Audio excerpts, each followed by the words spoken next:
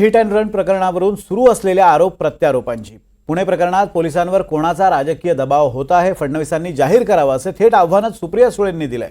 त्याचबरोबर फडणवीसांना पुणे पोलीस आयुक्तालयात का जावं लागलं याचं उत्तर सुद्धा फडणवीसांनी द्यावं असंही सुळे म्हणाले। देवेंद्रजी त्यांच्या प्रेस कॉन्फरन्समध्ये असं म्हणाले की पोलिसांनी कुठल्याही राजकीय दबाव तंत्राच्या प्रेशर खाली येऊ नये। आता राजकीय दबाव तंत्र कोण देऊ शकतं तर जे सत्तेमध्ये आहेत तेच देऊ शकतात। तर देवेंद्रजी कुणाबद्दल बोलत होते हे महाराष्ट्राच्या जनतेला ते उत्तर पाहिजे।